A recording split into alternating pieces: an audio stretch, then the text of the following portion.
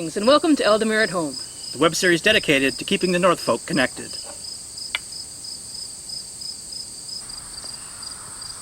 And up next, Wolves of the Breed.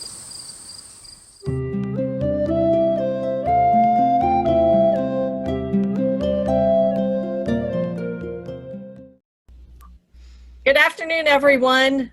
We have Ealdormere at Home here, and we have a very unusual kind of episode here in which we're going to have a two-way interview between two people with the same name. Well, close enough. I'm Nicola. And I'm Nicola. And yeah, there's Nicola. And we thought it would be fun just to talk between the two of us about perspectives between somebody who's been in the SCA for 30 years, almost 30 years, that would be me, and somebody who's been in the SCA for a much shorter time. How long have you been in? Since March. Wow. So you joined like right in the middle of... I got to go to Winter War, and that was it. You've been to one event, yes. Okay, so that's good to know. So I thought the way we can do this is just to ask each other a few questions about our experiences in the SCA and how we got involved, what we're interested in, questions we have about how things work from the perspective of a newcomer and somebody who's much less experienced, much more experienced, I should say. And maybe I'll tell a story or two, and maybe you can tell a story or two based on your short experience, and brilliant insights will happen, hopefully, maybe. Who knows? When you put two Nicolas together, something should happen. Yeah. So maybe, why don't I tell you a little bit about how I got into the SCA, and then you can tell me the same things. 30 years ago, this time of the year, 30 years ago, I had just moved to Toronto for graduate school at the University of Toronto, and I didn't know anyone. And it was about a month and a half later, it was in early October, I was a graduate student. I was meeting some people in my graduate studies, but I didn't really have much of an outlet to do anything. I loved living in Toronto, but I didn't have an outlet for doing anything crafty or anything like that. I'd always been interested in making things, clothing, doing crafts and that sort of thing, and in history and how the two intersected. And so I happened upon the SCA in a demo at the U of T day on campus at the University of Toronto, and a couple really nice people talked to me and said, why don't you come to a meeting? And I thought, okay, that's cool. I don't know anyone. This would be a way to do something that wasn't school. And so I went to a meeting, and I've been in the SCA ever since. And I still remember at my first meeting seeing a really nice looking blonde guy, and I'm married to him. I've been married to him now for about 29 years. So we met. That's so cute. Yeah, that's Gunther. So we've been together since, and that's how I got involved, how I found out about the SCA and how I got to my first meeting. So how about you? How'd you hear? I have a very different thing, because I if you didn't know, you wouldn't know that I have a chronic pain condition, and this year I became in remission, which meant I could do sports again. I was way overexcited, but then I realized that sports and me don't get along very well. But then I realized sword fighting might. So I googled sword fighting in London, Ontario, which is a very interesting Google. And after browsing the internet, I came across a Reddit thread saying, maybe you should see the Society for Creative Anachronism. And I was like, what is that? Did a bit of more Googling, found out about sword fighting and heavy armored combat, and I got way too excited and went to a meeting that Wednesday. And it was odd because it was in a church, and I went down to this basement, and the first person I met asked me to call him Uncle Jay. Oh, I know who you're talking about. Uncle Jay dates me. He's great. And he basically got all excited, and he's like, "You're new, this is great." So I met with him, and I spoke with him, and then I met Lord Berenger, the local marshal. And I basically sat there and went, "Oh my god, he's bringing armor. Oh my god, it looks so cool. Oh." I got very excited, and I went down and saw them fight for the first time, and immediately knew it was for me. So I started with sword fighting, and then it grew from there, because as I found out, the SCA are my people. I've tried things over the years, and there's some things I don't do anymore, and other things that I didn't do when I first started that I found I absolutely love and wouldn't ever stop doing, like calligraphy and illumination. I started that like 7 years in, and I haven't stopped since, and I love it. So apparently I'm a bit of an eager beaver, and not too many new people and not too many experienced people actually make their own helmets. No, I remember posting things to that to your Facebook group. I'm like, wait a minute, I've never even heard of this person, and she's making beautiful helmets. That's one thing in general that I've learned about the SCA is having the right tools makes life so much better. I've got a question for you. All right. How did you come up with your name? I know how I came up with Nicola for me. I want to know how you came up with your name. Well, I was looking at 12th and 13th century names, and possibly English. So I was given a lovely list by the Honorable Lord Dietrich, and he's like, here's a website, pick things. So I was looking around, and I had a list, and I basically sat there, and I had narrowed it down to 10 of them. And I sat there, and I said them all out loud several times. And that was essentially how I picked Nicola. I was like, I like this. And then I did a little more digging into the name, and there was this lovely lady who defended her lands from invasion of some sort. And I was like, okay, it's sold. This is cool. I'm named after the cool lady. And so am I. I am named after the same cool lady, Nicola de la Haye. It's a good thing that I chose a single A on the end instead of a double A, however, so that when someone's spelling it. They think that in manuscripts a lot of times, and I've looked at these and this is true, a lot of times if you're looking through a bunch of deeds and things like that, a clear indicator that a person is female is that there's an A on the end of the name. And there's some thought that they might have actually been using the male name Nicholas and giving it to women, but they're not sure. But they think that what might have happened is that they put an extra A on Nicola to say, this is a female name. And so there were two A's together. So I may just be a scribal error. I lived down in the mid-realm for a few years after I finished my degree, moved back to Columbus, Ohio, where I'm originally from.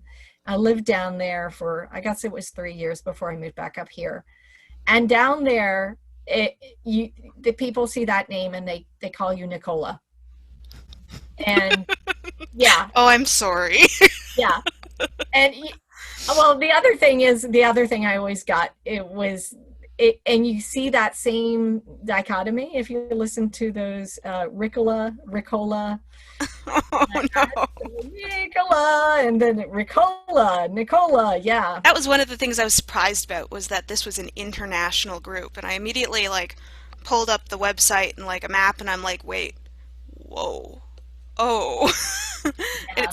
It's very international. It was very impressive. What are you looking forward to most in the SCA? I mean, since you've joined, what's your plans? What do you want to do? Camping.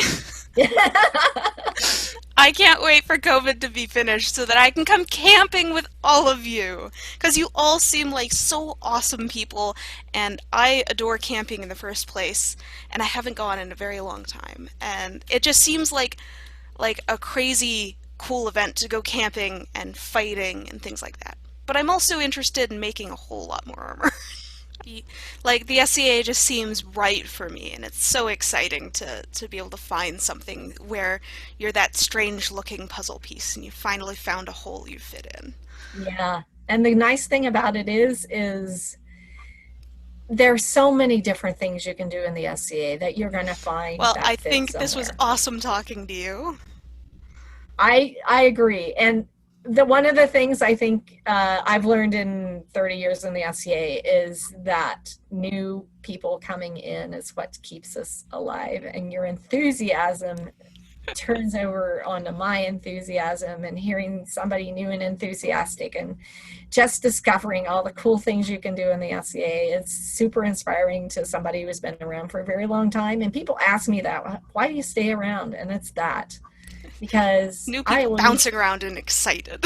I love to learn. I'm like the shark. If I don't keep swimming, I die. And it's like that with learning things. And there's always something new to learn in the FCA, something new to do, new people coming in, new ideas, people who come in who decide to make their own helmet in the first 5 months, which is awesome. So do you have a question for me about, if there's anything you'd ask me as an experienced person, what would you ask me? I don't know, really. Maybe we'll just take a rain check on that, and feel free to ask me at any time. And that goes for anyone watching. I mean, those of us who have been around for a long time are willing to talk your ear off, and you might regret asking us. I did discover I have not regretted it yet, but I do run out of questions eventually, which shocked me. I was like, I didn't think I could run out of questions, but you proved me wrong, so... There we go. It was super fun talking to you, and super fun finding out that you're named after the same person I am. I love that, though. But yes, it was great talking with you as well. Okay. So I guess hopefully Ealdormere has enjoyed peeking in on all of this fun too, and you've gotten something out of it. And so I guess we'll say goodbye to everyone from that standpoint, and talk to you soon.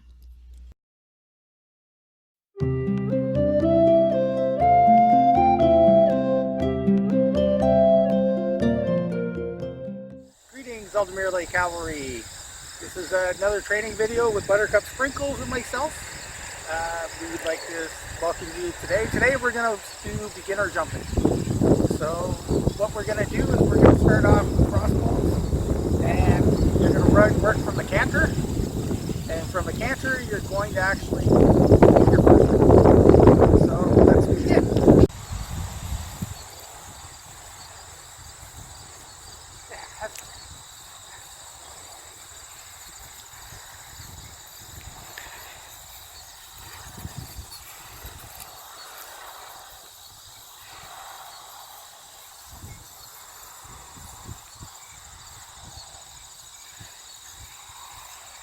And that's the first jump.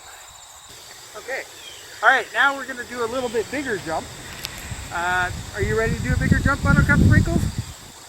No? Why? You can't be scared of that little thing. You are? Ah, come on, let's try it anyways. Ah, come on, I'll give you some good hay later and some carrots. Okay.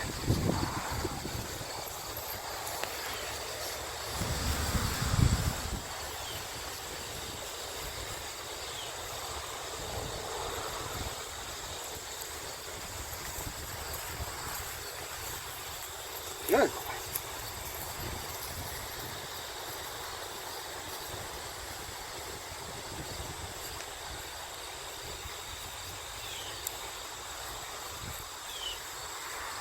Well done, Buttercup Sprinkles. And as you can see, it doesn't matter how you get over it, as long as you get over it. That's the advantage of jumping. Okay, now we're going to talk a little bit about how we built today's jumps. Buttercup Sprinkles, did you like the jumps? Yes? Do it again? Nothing to be scared of, is there? Excellent.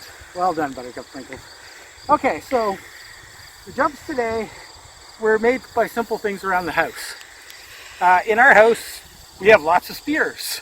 So the cross poles are spears, and the two standards are just Rubbermaid totes. This can be done with broomsticks, it can be done with laundry baskets, it can be done with books or chairs if you like. The only thing you need is a stick in between and have fun jumping and trying your best. I look forward to seeing what everybody can come up with. Time for another Artisan Spotlight.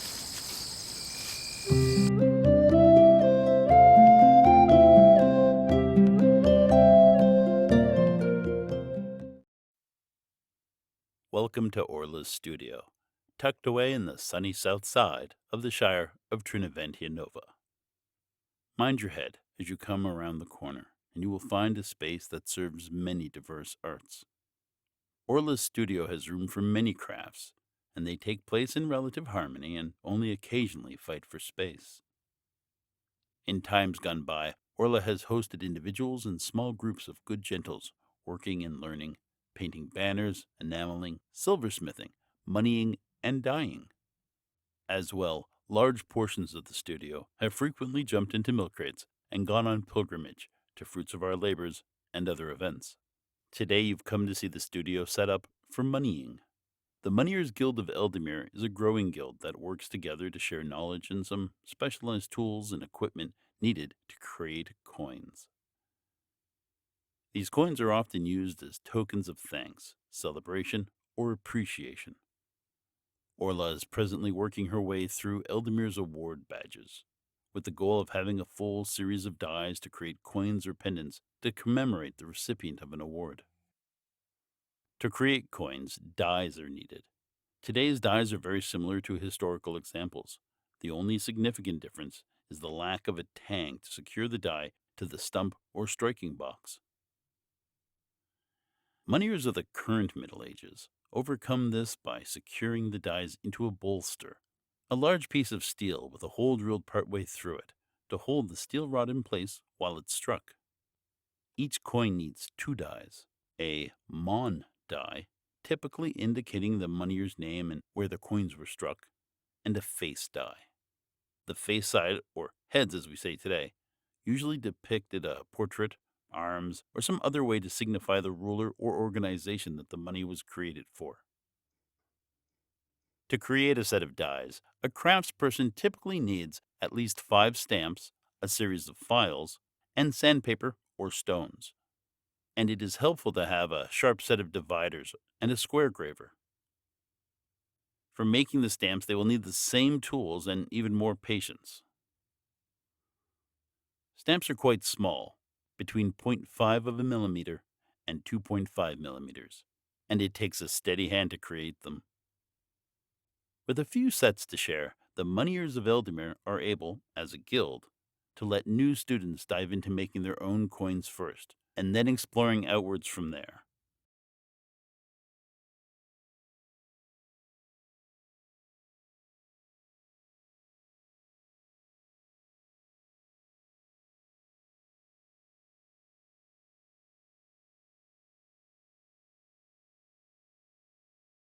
Once the dies are finished, it's time to create coin blanks.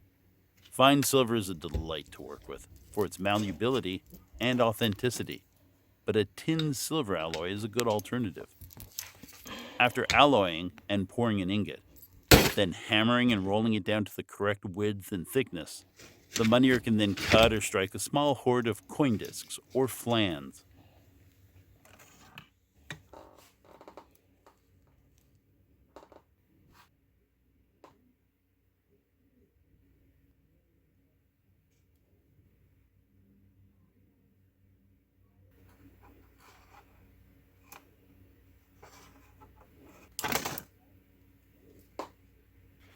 Striking coins is a ton of fun, and also a hard day's work, best shared with a team.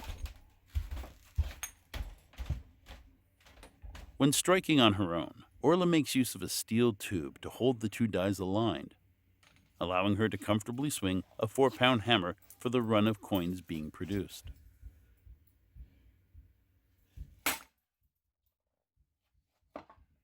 Thank you for visiting Orla's studio. If you want to learn more about moneying or how to enjoy the fine art of making money, don't hesitate to contact Orla or to join the Kingdom of Ealdormere Moneyers Guild. And now let's learn a bit more about the officers of Ealdormere.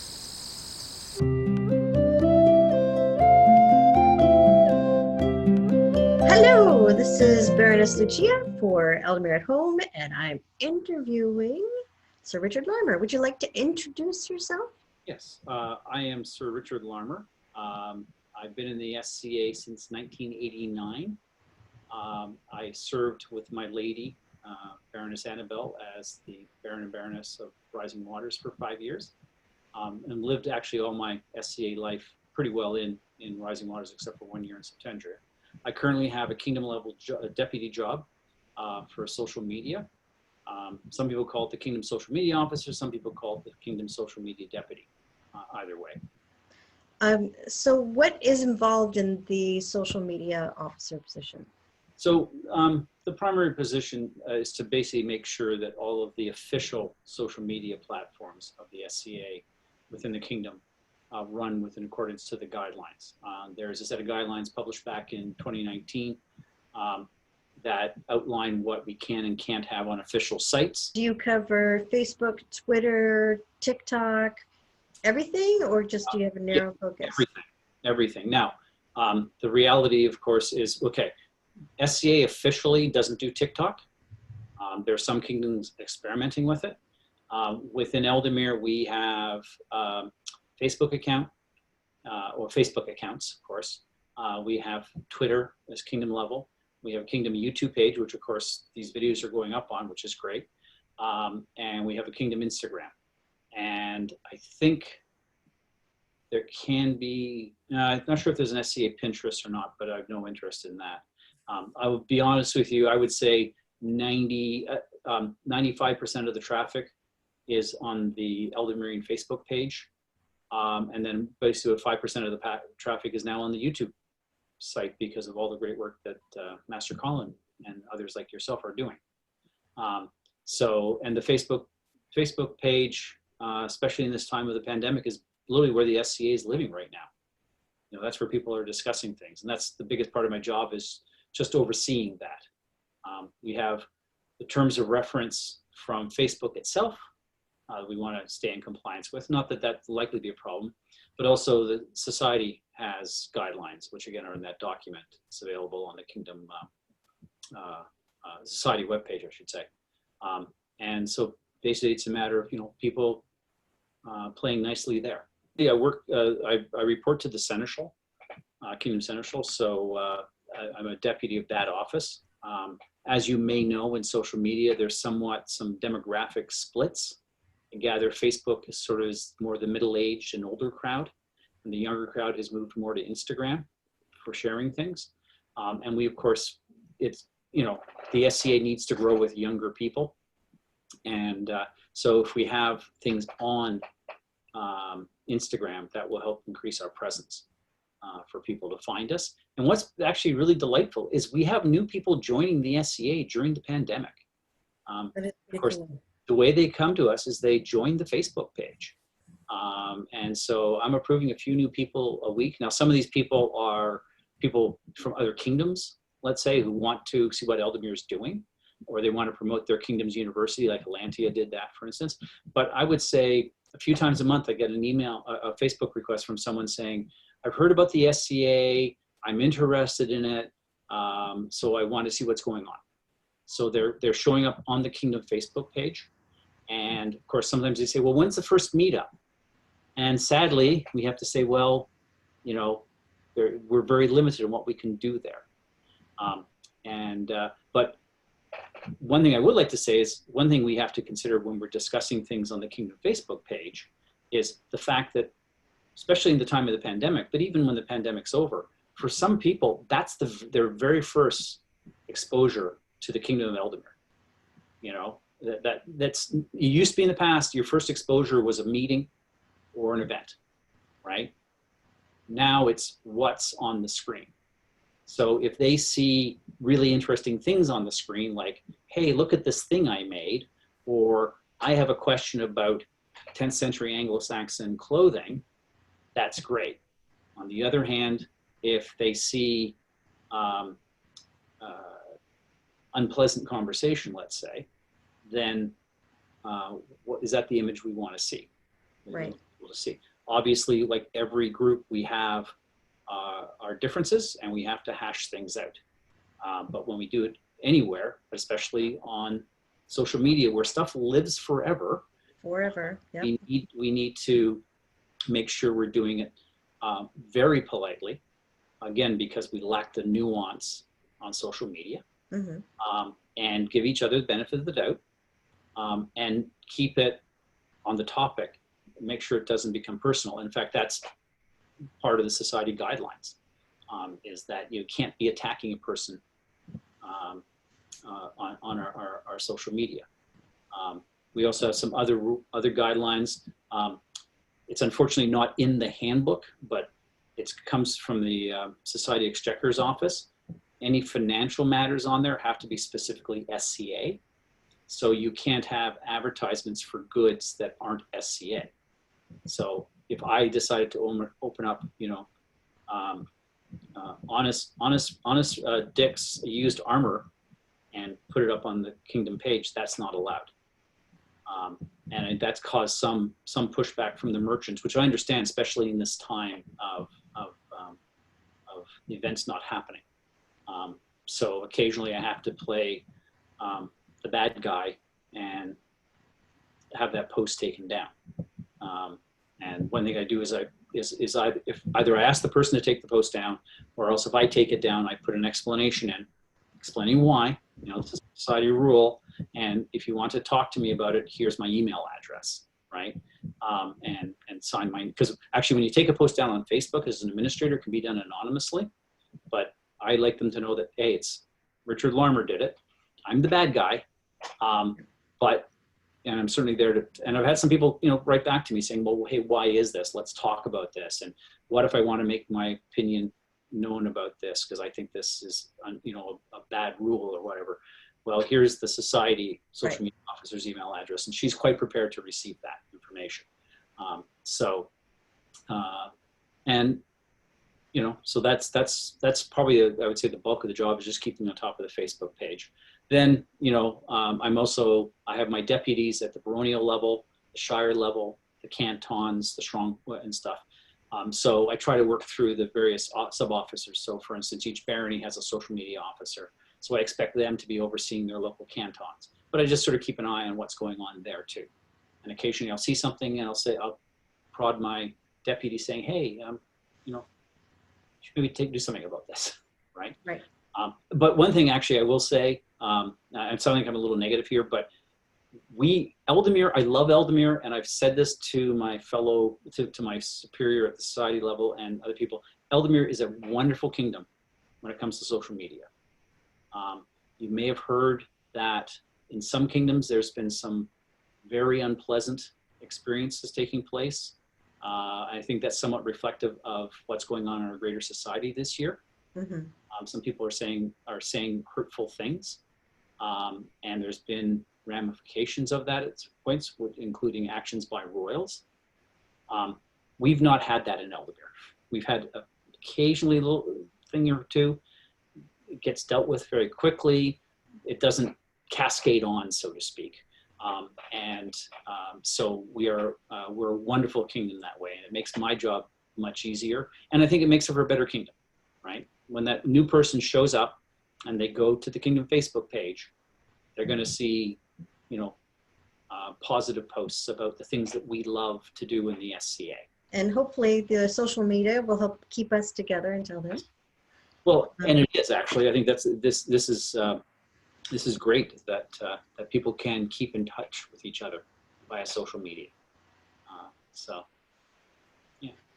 So drop you a line at all of the hashtag Ealdormere sites. Yes. And hopefully we'll see you in the new year. Yeah. Thank you for talking to me. Certainly. And I think we'll call it done. Great. Thank you. Okay, bye-bye. Now for a Bardic interlude.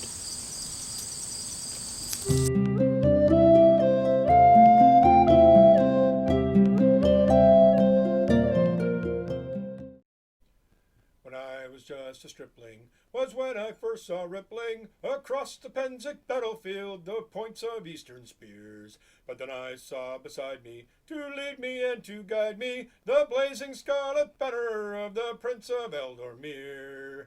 And if you could have seen us then, wolves, if you had just been there, the sky was full of singing and the foe was full of fear. In cold winds of September, the foe will long remember the blazing scarlet banner of the Prince of Ealdormere. They tell the tales of glory, they sing the scarlet story, across the camps, across the south, as far as Callantyre, of Osis and of Iden, whose names sent foes to hiding, when they formed the shield wall for the Prince of Ealdormere. We've got Atwyll, we've got Barris, and if the foe's embarrassed, to stand against Tiberius, to give the foe a cheer. There's Franco up in Skraeling, who conquers without failing, whenever he's commanded by the King of Ealdormere. And if you could have seen us then, wolves, if you had just been there, the sky was full of singing and the foe was full of fear. In cold winds of September, the foe will long remember the blazing scarlet banner of the King of Ealdormere. And now I am confessing, it's foes I am addressing, the ones who stand across the field with sword and shield and spear. I hope your steel you've mastered, or pity the poor bastard who stands against Brittanicus, the King of Ealdormere.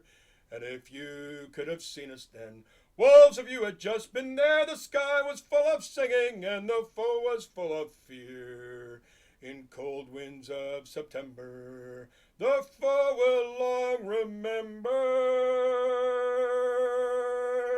the blazing scarlet banner of the King of Ealdormere.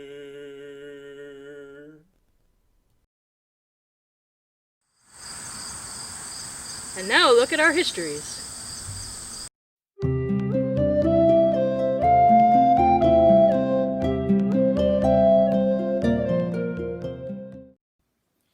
Hello, my name is Siglinde Harfnerstochter, and I'm going to talk to you about the history of the Order of the White Wolf Fian. The White Wolf Fian was formed in about 1997 during the reign of Elizabeth and Mencken. What was the Fian about and whose idea was it? I don't really have all of the history, but I do know that Mr. Satane was a driving force behind it. And when I went to the very first meeting about it at an event under Elizabeth and Mencken's reign, I was fascinated by the idea. Basically, it was an opportunity for people to make a challenge about whatever arts and science thing they thought was interesting and complete it within no more than a year. So what does the Fian mean? Well, a Fian is an Irish word meaning a band, and usually understood to be a rather illegal band of people who show no allegiance to anyone. They're very independent. And so that's why the order has no badge and swears no fealty as a group. It really is a bunch of independent artisans making up rules for themselves, but with a certain amount of support from the royal consort. We've had everything from costuming to woodworking challenges, music. I believe there was even one that involved growing enough grain to feed a sheep for a year. There was, or if it was not that, it was certainly growing enough grain to make a loaf of bread. Some of them have been research paper type things, but the important thing about the Fian Challenge is it's always about how to make things more authentic, in the most authentic way for our society, to raise its standards of authenticity and just to have fun, frankly. So it was, the first few years of the Fian were quite challenging. So the members of the Laurel did step in and help out, or some of them did, but it was a little bit spotty still. And then again, there was another gap till about 2002. And then that's when Elfwin really messed us up by doing a reliquary blocks that blew us all out of the water. It was her first What Would Theophilus Do project that included all sorts of things like her own homemade solder and polishers made out of horse tails. It was just an exquisite project. And I think it terrified a lot of people who might have been interested in challenging because it was so impressive. It's one of the things about the White Wolf Fian is it's a continuous challenge order. So you sign up, you do your challenge. If it's accepted and successfully completed, then you have a little bit of time off. At the beginning, it wasn't very much time. You got a year and then you had to re-challenge or almost immediately re-challenge. And that was a lot of work for a lot of people. So over the years, we've gradually extended it. And now when you challenge, you have up to a year to complete your challenge. And if you're successful, you get 3 years to think about your next challenge or just rest. And then if you don't challenge in at the end of that 3 years, then you're out of the Fian. So it gives us a little bit more time and increases our membership simply because more people are able to manage a slightly slower pace, especially as the challenges get more difficult. There's also been a lot of rethinking about what's considered to be a reasonable challenge. At the beginning, remember, this was way back when we were still associated with the Middle Kingdom. We were a principality. We were more or less using the Middle Kingdom arts and science rules. And they had a rule in there about what was considered to be an intermediate challenge. So not a rank beginner, but not super expert. And so the White Wolf Fian had always said this was not a place for beginners projects, but it had to be at least intermediate. And if you already had some pretty good skills, then intermediate wasn't good enough either. You really had to up your game. And that was the whole point, was you had to keep re-challenging yourself and making the projects more difficult for you.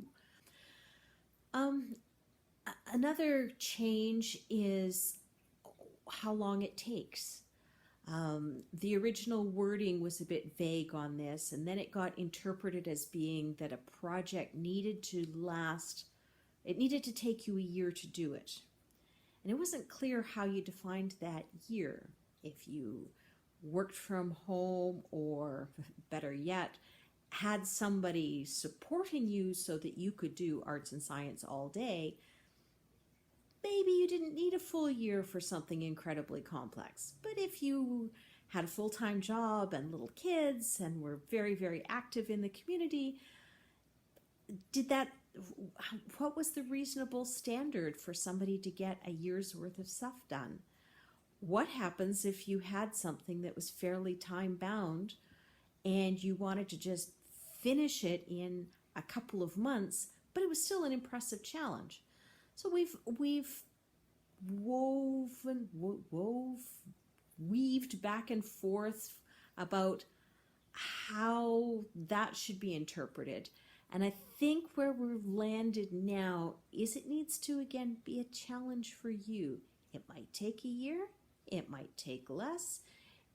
The objective is to come up with something that is a challenge to you, that there's a real risk of failure. And we have actually had people who never finished, and at least one person whose challenge was deemed to be incomplete because they presented it but had not done all the things or even come fairly close to the things they said they were going to do. And so it was a failure. Those are pretty rare. We do actually want to make people be in a position where they succeed as often as possible. So we've gone back and forth around that quite a bit. Most recently, the change that we've been doing, and I confess I still have to update the website to reflect this, is originally the Queen was our patroness. Well, now we've changed it to the consort is our patron or patroness. A final change that has come about is that we do a lot more online. When this all started, the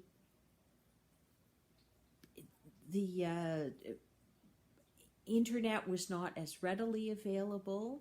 I mean, it was to some people, but the expectation was that people would travel to events and we would just get together. And that proved to be really, really difficult, especially when we had small numbers. And then when we started having numbers of people who were very widely dispersed and couldn't maybe travel as much. So getting 3 people together became a challenge. And over time, the 3 key events that we needed to get people to also changed because some of those events just got too busy, and other events like Trillies, which is really central for many, many people, didn't exist yet. So we've changed that, and we've gone to a lot more online and pre-discussion with the challengers to try and understand what it is they're producing, so that when we get to the court stage, it can be super brief. Because frankly, for a while there, we used to do all the things in court all the time just to boost knowledge about the Fian, to try and encourage people to come in. And up until around 2012, maybe even 2015, that made sense because there weren't that many people challenging in. And then for a little while, it's gotten kind of ridiculous. So now we're trying to, once again, bunch people together so that they present just a few times a year, even if we have agreement with their majesties that people could start on their projects because the approval has been given, it just hasn't been announced in a court. So I guess that's all I can think of about the Fian. I have been a huge advocate for it since it first showed up on my radar because it was just so much fun. I'm told that, very unofficially, a part of the reason for doing it had to do with the fact that there was a perception that laurels, at least in this kingdom, should not be competing in arts and science competitions. And so the Fian was a way to get them from resting on their proverbial laurels and get out there and try some stuff. And that was actually pretty funny in retrospect, because for the longest time, there were no laurels who challenged in.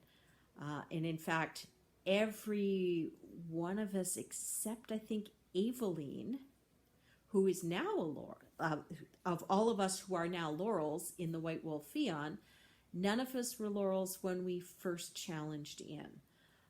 So the idea of getting some of those pre-existing laurels to do it, still kind of hard. And in fact, I remember asking Atwyll about that at one point, and her response to me was, hell no, it's way too hard. I'm never doing that. And I guess that's why I love being part of the White Wolf Fian. I think I'm up now to thinking about my 7th or possibly 8th re-challenge. I've still got a little while to think about what it's going to be, and I've still got a couple of years to decide. And yeah, every few months, every few weeks, I sort of rack my brains and think about, would I like to try this? What about that? I'm having a lot of fun with this new thing that I'm kind of learning. I wonder if I could get good enough or figure out enough of a coherent project to put that together as a Fian challenge. Even if I never do those as challenges, just the thinking about doing it in that way helps keep me motivated and working on the arts and sciences. Thank you very much. I've enjoyed talking to you. Time for another installment of Projects, which I also call Doing Stuff with People.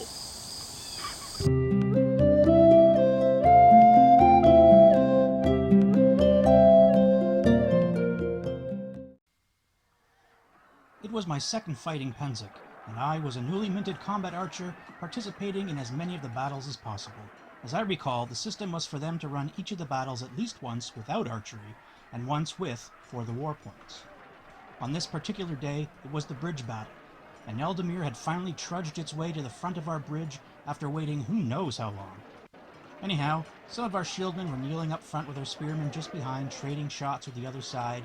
I had moved up to just behind our spears with a full bag of arrows.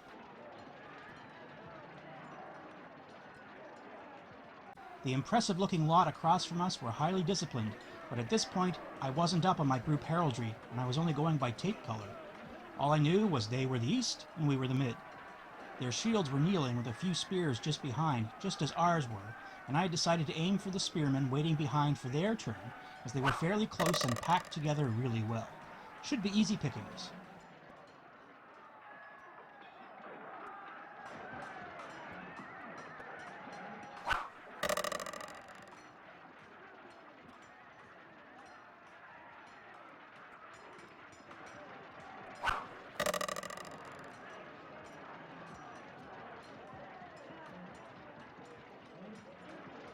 I took out a few, and then it happened. On the fourth or fifth shot, I was drawing, and just as I loosed, a large spearman stood up from behind the kneeling shields to take up his position right into the path of my arrow. Caught him right between the eyes. He had a curious symbol on top of his tabard, a kind of elongated black bar with 3 points hanging down. I had no idea what that meant. A minute or so later, I was taken out by one of their archers, and as I stepped over the bales, that spearman came striding over to me,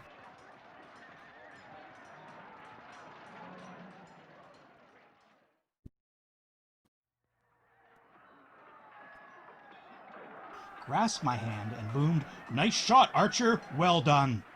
He slapped me on the shoulder and marched off towards his lines. I didn't have the heart to tell him I was actually aiming for the guy in behind. It wasn't until later that evening that I found out that I'd taken out the Prince of the East.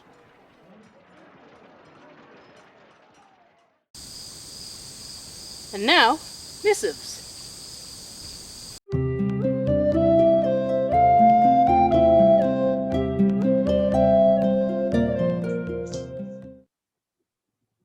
Greetings, Ealdormere.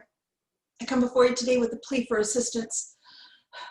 It's been many, many days since the good Baron Daffod, a Grayling on Althing, was absconded with by ruffians. His Majesty and I are quite beside ourselves with concern. We've heard nothing from his kidnappers.